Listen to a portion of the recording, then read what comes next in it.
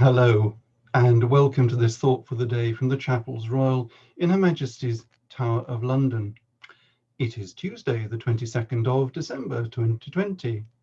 Here we are again in lockdown and facing a period of severely restricted physical interaction with each other. I was wondering what I might talk about today, and you probably got there before me. I thought I could do worse than to start with a dead professor. Some people would insist that I say that I want to start with a dead white male professor, but that is not an argument I want to get into just now. In fact, if you're like me, you might reflect that the coronavirus pandemic has put a lot of our preoccupations into a new perspective. That is not to say that issues of gender, race, and other forms of equality should be dismissed as irrelevant. They remain important, but not everything that is important is urgent. I think about this particular dead professor quite a lot. I might even say that he comes to mind every day. Now, you may be expecting me to tell you a touching tale of how I sat at the feet of this great man and how I shall never forget his face. And I'm sorry to disappoint you, but I never met him. At the same time, I feel that I knew him. Those of us sufficiently struck in years will recall a time when the television was not our main source of broadcast entertainment in the home. No, in those days it was still the wireless, or if you prefer it, the radio, and in particular, the BBC. In 1940, at a time of national crisis, the BBC did something rather remarkable. They started to broadcast a program called The Brains Trust. As Nazi bombs rained from the skies, the program's panel tackled all sorts of questions such as, what is the meaning of life? To, how can a fly land upside down on the ceiling? The most popular of the panelists was Professor Cyril Edwin Vichinson Joad. Joad was a philosopher, and shall we say, a complex and difficult character. His became the most popular voice on the wireless, second only to the news broadcasts. One of his favorite private pastimes was fare dodging on the railway.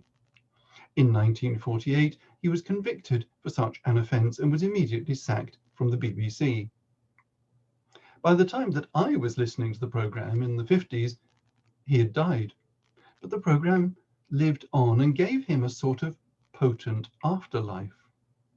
This is because in virtually every programme, one of the panelists at some point in the discussion of whatever question was before them would pause and say, as the late Professor C.E.M. Joad would have said, it all depends on what you mean by ... It all depends what you mean by.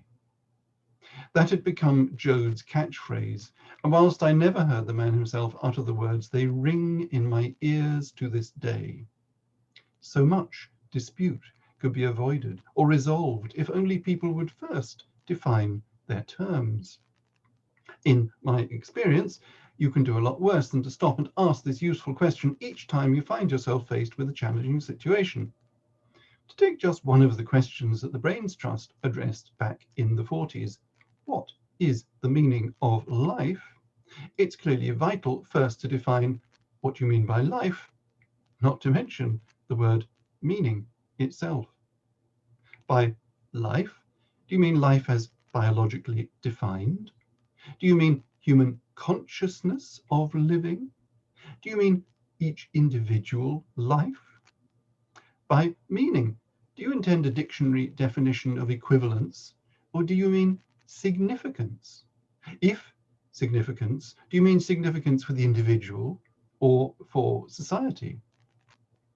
If you're thinking that these are unimportant philosophical distinctions, bear in mind that Joad and the Brains Trust were discussing them in the context of a savage onslaught by an aggressive enemy whose ideology was that individual lives were nothing in terms of the collective, whose secret police proudly wore the death's head skull on their cap badges, and who humiliated and murdered millions whose lives they dismissed as worthless. A lot hangs on defining your terms. Where was I? Ah, yes. It is the 22nd of December, which means that Christmas Day is 3 days away. So why was I wittering on about the late Professor C.E.M. Joad? There has been a lot of talk about cancelling Christmas. For some people, this is a reality, but as the late Professor C.E.M. Joad would have said, it all depends what you mean by Christmas. Speaking as a Christian, I can state with all confidence that Christmas is not cancelled. Yes, we shall not have all the family around the table for lunch on the 25th. Yes, we shall not have the pleasure of watching people unwrap their gifts. Yes, we shall not have the genuinely comforting hugging and cuddling with the children and grandchildren that usually happens. As for church, services will be muted too. Minimal or no choir, everyone in face masks, no handshakes or embraces, and none of what at least one current senior minister would refer to as mingling. But Christmas cancelled? Not a bit of it.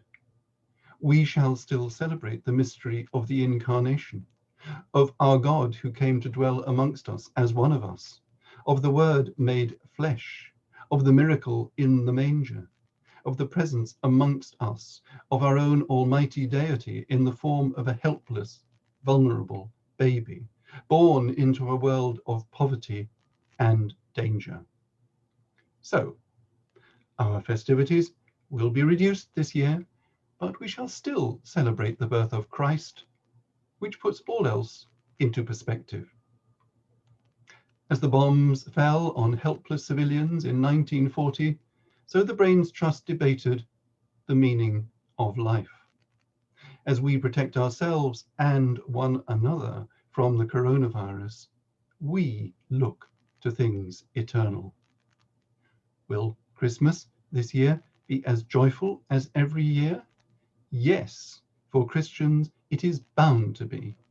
And if anyone says to you in your next Zoom, Skype, or FaceTime call that Christmas is cancelled, you could do worse than reply that, as the late Professor C.E.M. Joad would have said, it all depends what you mean by Christmas.